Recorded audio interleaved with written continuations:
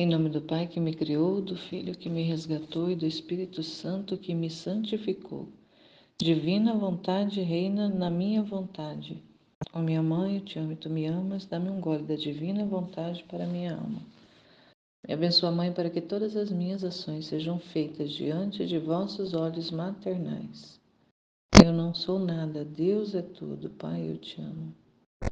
Vinde, Espírito Santo, vinde por meio da poderosa intercessão do Imaculado Coração de Maria, vossa amadíssima esposa e nossa mãe. Amém.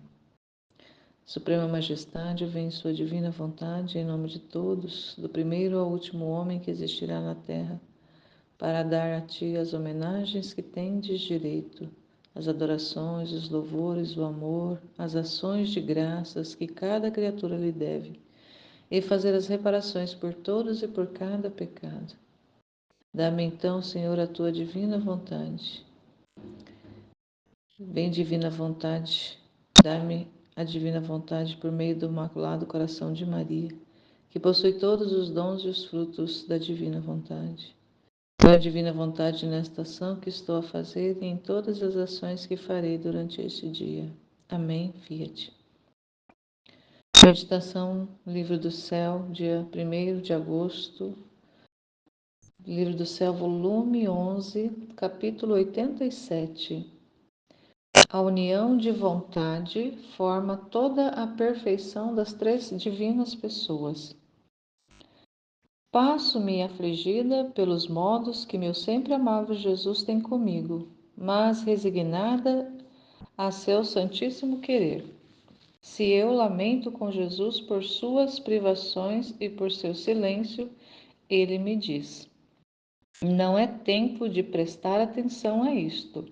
São ninharias e de almas muito débeis que prestam atenção a si mesmas e não a mim, que pensam no que sentem e não no que lhes convém fazer. Estas almas cheiram a humano e não posso confiar nelas. De ti não espero isto. Quero o heroísmo das almas que, esquecendo-se de si mesmas, põem atenção só a mim e, unidas comigo, se ocupam da salvação de meus filhos. Porque o demônio usa de todas as suas astúcias para arrancá-los de meus braços. Quero que se adapte aos tempos, ora dolorosos, ora deploráveis e ora trágicos, e junto comigo reze e chore pela cegueira das criaturas.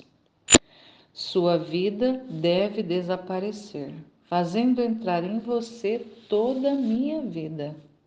Fazendo assim, sentirei em ti o perfume da minha divindade. Confiarei em ti nestes tempos tão tristes, que, no entanto, não são mais do que os prelúdios dos castigos. O que será quando as coisas avançarem mais? Pobres filhos, pobres filhos. E parece que Jesus sofre tanto que fica sem palavras e se esconde mais dentro do meu coração, de modo que desaparece de todo. E enquanto cansada de meu estado doloroso, renovo os lamentos e o chamo e lhe digo: Jesus, não sabe as tragédias que estão acontecendo? Como é possível que seu piedoso coração possa suportar tais estragos em seus filhos? E parece que ele apenas se move em meu interior, como se não se quisesse fazer sentir. E sinto dentro de meu fôlego outro respiro afanoso, como se estivesse em agonia. É o respiro de Jesus, porque advirto que é doce, mas enquanto me consola, tudo me faz sentir penas mortais. Porque naquele respiro sinto o respiro de todos, especialmente os de tantas vidas morrendo, e que Jesus sofre com eles o estentor da agonia. Outras vezes parece que se dói tanto que manda tristes lamentos, de mover a piedade os corações mais duros. Agora, continuando com meus lamentos, esta manhã, ao vir, me disse: Minha filha, a união de nossos querer lhes é tanta que não se distingue qual seja o querer de um e qual o do outro. E esta união de vontade que forma toda a perfeição das três divinas pessoas, porque somos uniformes na vontade.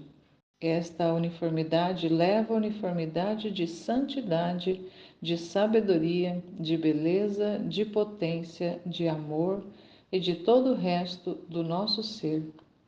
Assim que nos vemos como num espelho reciprocamente, um no outro. E é tanta nossa complacência ao nos olhar, que nos torna plenamente felizes. Então, um reflete no outro, e cada qualidade de nosso ser, como tantos mares imensos diferentes em suas alegrias, um descarrega no outro. Por isso, se alguma coisa fosse divisível entre nós, nosso ser não poderia ser nem perfeito, nem plenamente feliz. Agora, ao criar o homem, infundimos nele nossa imagem e semelhança para poder arrolar ao homem em nossa felicidade e nos refletir e nos fazer felizes nele. Mas o homem rompeu o primeiro anel de conjunção, de vontade entre ele e o Criador, e por isso perdeu a verdadeira felicidade. Aliás, caíram sobre ele todos os males.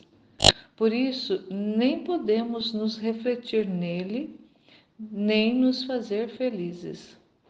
Só na alma que faz em todo o nosso querer, o fazemos e gozamos o fruto completo da criação.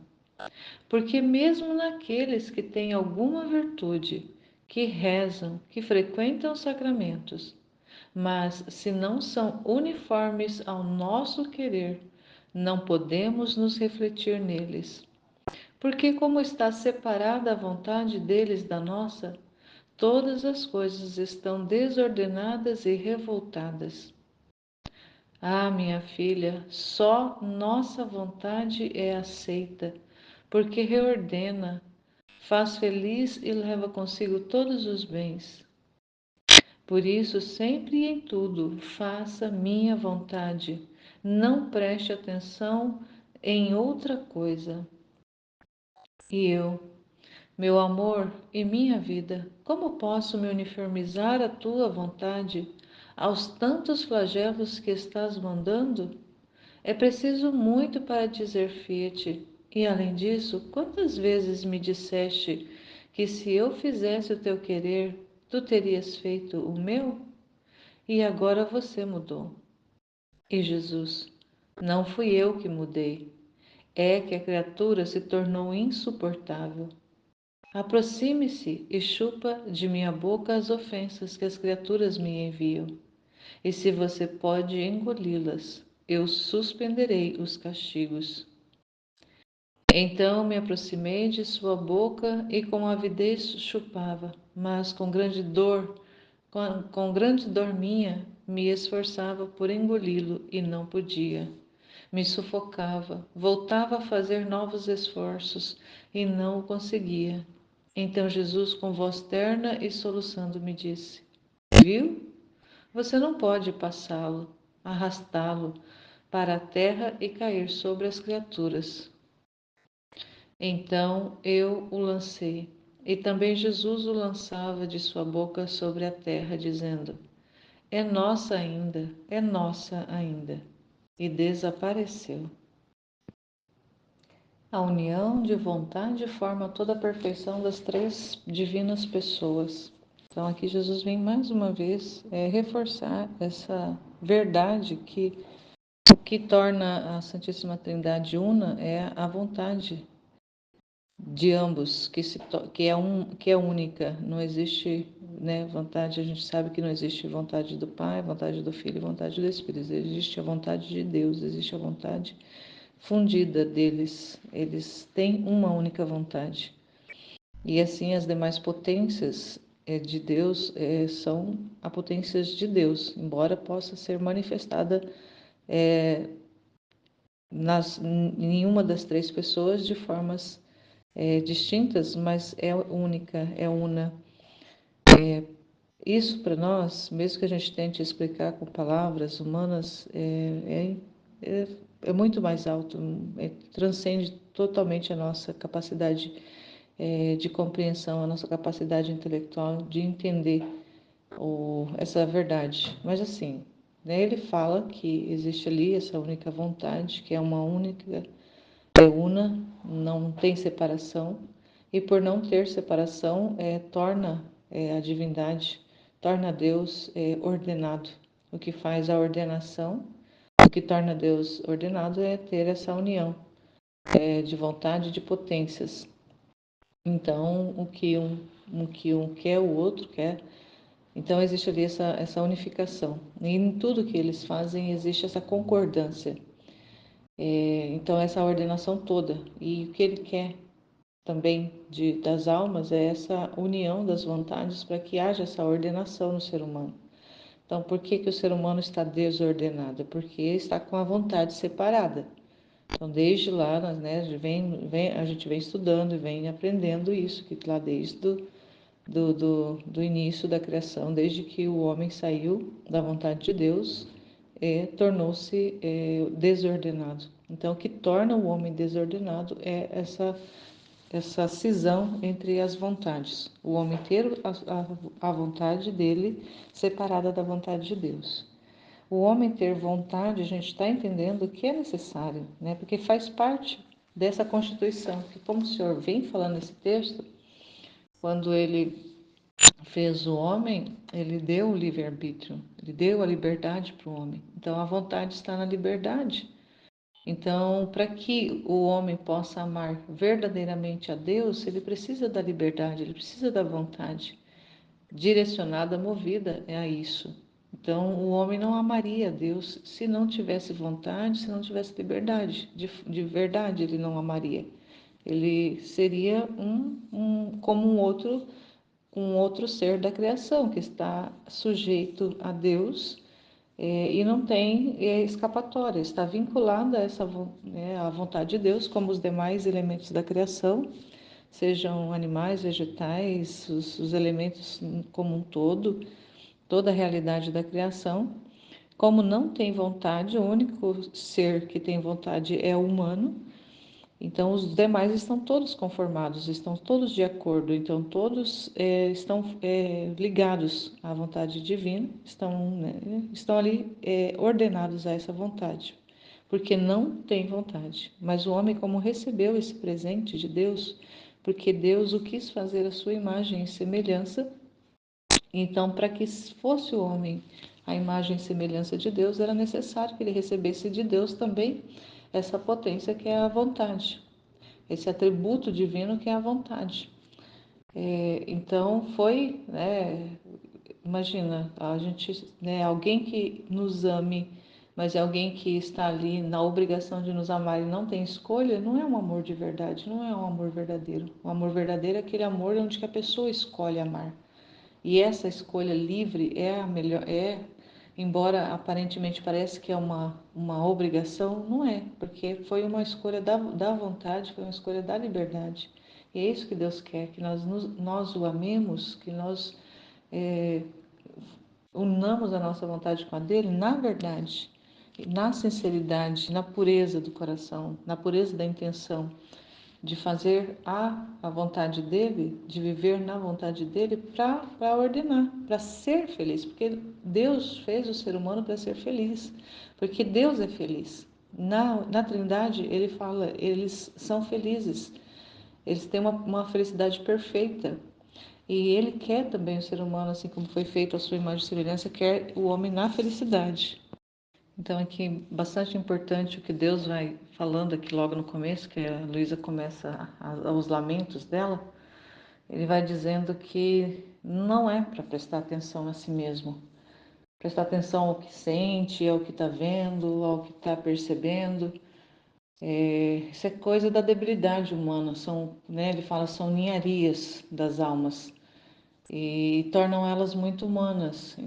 Então, o que ele quer é esse prestar atenção, esse estar com ele. E ele espera que a alma tenha esse heroísmo, essa força, essa vontade totalmente ali, heroicamente voltada a esquecer de si mesmo e pôr atenção somente a Deus, pôr atenção somente ao que Deus está querendo, se unir com Ele, fazer esse movimento de união com Ele e se ocupar da salvação das almas.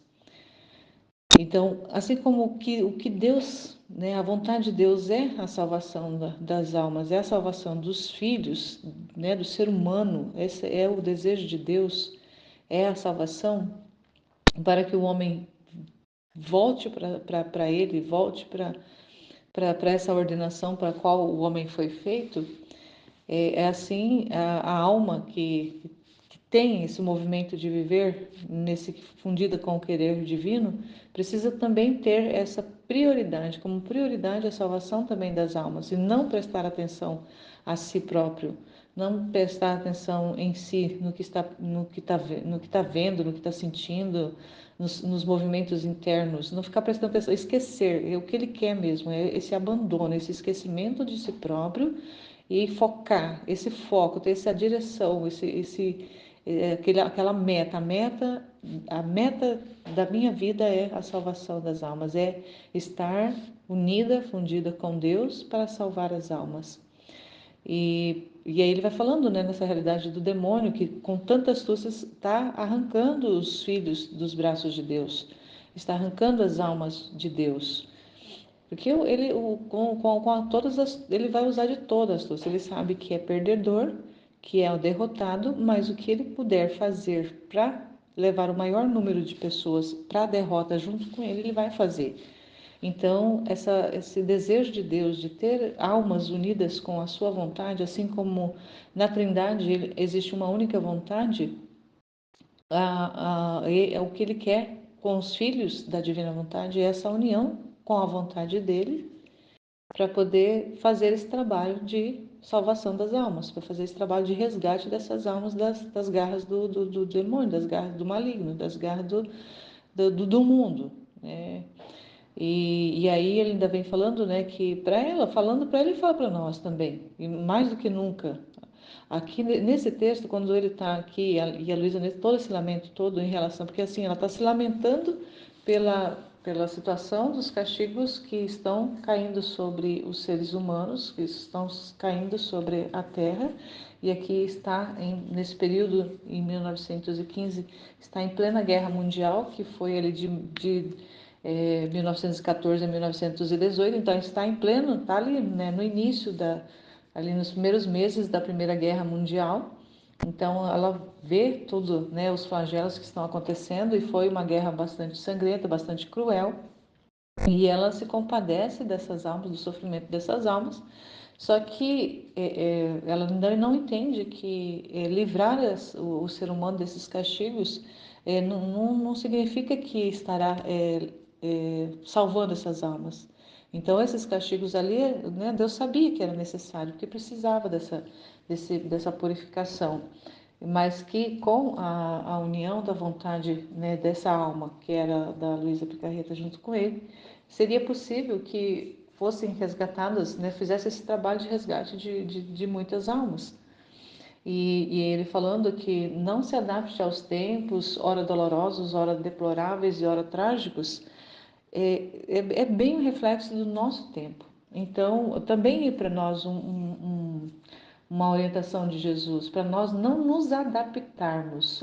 Nós estamos nesse tempo, mas esse tempo não, né, nós estamos vivendo nesse tempo, fomos colocados, faz parte dessa nossa realidade, esses tempos que também são dolorosos, que também são deploráveis, que também são trágicos, muito, muito pior do que o tempo da Luísa, porque passaram-se mais de 100 anos desse período e o processo de degradação do ser humano só escalou, só acelerou. Então, não houve uma melhora em alguns aspectos, sim, mas na maioria dos aspectos houve muita deploração. Então nós estamos vivendo um período realmente muito conturbado, muito desordenado. Então também é um chamado para nós não nos adaptarmos a estes tempos, mas fazer com ele chama, né? Reze comigo, chore comigo pela cegueira das criaturas. Então hoje mais do que nunca as criaturas cegas estão cegas e Jesus está nos chamando, reze e chore comigo por isso que está acontecendo, por essa cegueira das criaturas, por essa deturpação, por essa desordenação que está acelerada, está de forma acelerada nas criaturas, no ser humano. E aí ele diz, a sua vida deve desaparecer, então a minha vida também deve desaparecer e eu preciso, assim como ele falou para Luísa, eu preciso fazer entrar em mim a vida de Deus, a vida de Deus, a vida divina. A minha vida desaparece e eu preciso fazer esse movimento de desejar que a vida de Deus entre em mim. E aí ele vai dizendo, fazendo assim, sentirei em ti o perfume da minha divindade. Confiarei em ti nestes tempos tão tristes. Então, olha que importante. Deus, né, Jesus, ele vai confiar somente se nós estivermos com essa vida conformada com a vida dele. Porque aí vai exalar esse perfume da divindade e aí ele vai poder confiar em nós, em mim, nestes tempos tão tristes. E aí ele vem, né, falando que, no entanto, naquilo, né, que ela estava vendo era um prelúdio ainda. Então, se naquela época, 100 anos atrás, era um prelúdio, imagina o que nós vamos ver de repente, né, se Deus nos permitir ainda viver mais alguns anos, né, imagina o quanto ainda nós vamos ver de, de flagelos, de castigos sendo despejados sobre a terra. E aí ela vai falando ali, né, que parece que Jesus sofre tanto. E aí ela vai tentar convencer ele de que, já que ele sofre tanto por ver o ser humano sofrendo, por ver o ser humano sendo castigado, que ele, né, poderia amenizar. Só que aí ele vem e vai falar para ela, né, vem mais uma vez falar, minha filha, a união de nossos quereres é tanta que não se distingue qual seja o querer de um e qual do outro. Isso ele se referindo à Santíssima Trindade, né? Que o querer deles tá tão unido que existe um só. Essa união de vontade que forma toda a perfeição das três pessoas divinas. Então, essa conformidade da vontade de Deus, das três pessoas, é tão plena, é tão única, é indissolúvel que não, né, não tem, é uma perfeição de unidade. E aí ele vai dizendo, né, porque somos uniformes na vontade, essa uniformidade leva a uniformidade. Aí, assim, as demais potências também, de acordo com essa unidade da vontade, a santidade, sabedoria, beleza, potência, amor e todas as demais potências, elas estão também numa perfeita unidade, numa perfeita uniformidade, porque primeiramente está unida a vontade. Então, se a vontade está unida, o restante está todo unido. Então ele vem explicando isso aqui. Então, um reflete no outro, e cada qualidade do nosso ser, como tantos mares imensos, diferentes em suas alegrias, um descarrega no outro. Então, existe ali toda essa conformação, toda essa ordenação lá, né, no seio da Trindade Santa. E aí ele vai falando, né, que ao criar o homem, ele foi infundido no homem essa imagem e semelhança de Deus, para poder arrolar no homem essa felicidade de Deus. E para Deus se refletir no homem e para fazer o homem feliz. Foi para isso, né? Para o homem ser ali conformado, para o homem ser um outro Deus. Foi para isso que Deus nos fez, para sermos como Ele. Claro que nós não somos Deus, como o Deus Uno, como Deus Trino, mas nós somos ali esses filhos de Deus. Então, se somos filhos de Deus, somos um outro Deus. Porque não tem, né? Se o filho recebe da partícula de Deus, nós recebemos, né? Como quando Ele nos fez semelhantes a Ele, Ele nos deu da sua partícula divina, Ele nos deu das suas potências. Tanto é que nós recebemos as três maiores potências, que é a sabedoria, memória e vontade de Deus. E com essas três potências na nossa alma, nós recebemos, quando existe essa conformação e essa união da nossa vontade com a vontade de Deus, as demais potências divinas também são manifestadas em nós, porque quando existe essa vontade de Deus na nossa vontade, operando sobre a nossa vontade, em cima da nossa vontade, fundida com a nossa vontade, então, os demais atributos eles são manifestados. Então, quando ele fala da sabedoria, da beleza, da felicidade, de todo o resto, existe essa conformação. E foi para isso que ele nos fez, para ter esse querer unido com ele. E ele vai falando aqui, né? Por isso, e aí quando o homem sai, o homem perde a felicidade. E aí, o que acontece? Cai sobre ele todos os males. Por isso, nem podemos nos refletir nele, nem nos fazer felizes. Só na alma que fazem tudo o nosso querer e fazemos o gozar o fruto completo da criação. Então, só uma alma que vive na vontade divina é realmente aquela alma que faz, que dá o gozo a Deus de receber o fruto daquilo que ele fez na criação, de ter ali aquela criatura que realmente foi feita e que retornou a essa perfeita conformação de viver fundido ali com a vontade de Deus. E aí ele também ainda vai falando que mesmo naquelas pessoas que têm virtude, que reza, que frequenta os sacramentos, que buscam uma vida de santidade, mas se essas pessoas não estão uniformizadas, ou seja, não estão fundidas com o querer de Deus, ele não pode se refletir nessas almas. Então imagina, como que é importante nós conhecermos essas verdades, porque quantas pessoas têm buscando uma vida devota, né? Vivendo uma vida devota, buscando santidade, vivendo nas virtudes, frequentando os sacramentos, amando a igreja, vivendo ali uma vida reta, mas que a sua vontade a sua vontade continua separada da vontade de Deus. Então, se mesmo sendo ali uma pessoa buscando um mais alto grau de santidade, mas se a vontade dessa pessoa não está fundida com a vontade de Deus, Deus não pode se refletir nessa pessoa. Meu Deus, olha só.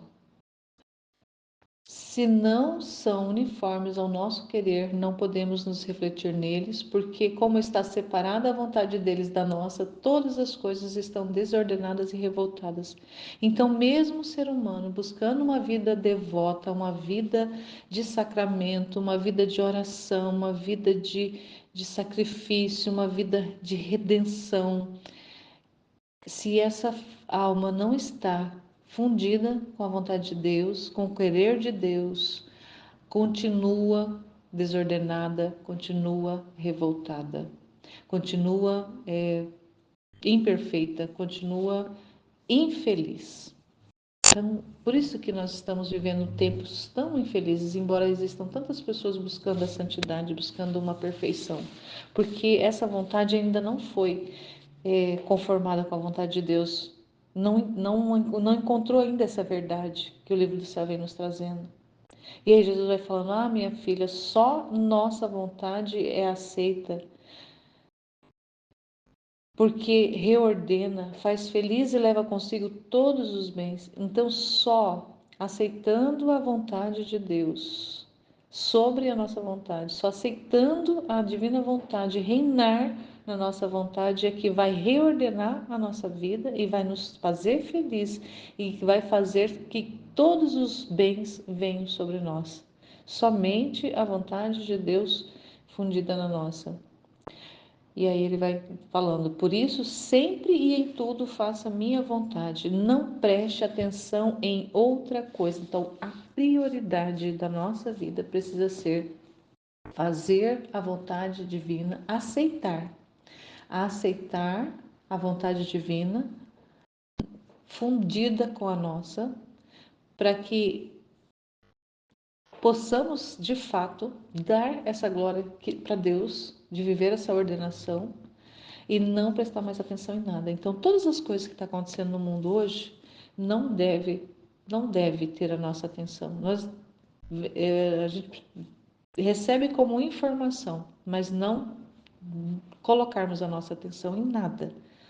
Então, hoje, vem como um alerta, como uma luz mesmo essa de Jesus, porque nós estamos no mundo e as informações elas nos vêm, nós não podemos simplesmente ignorar o que está acontecendo.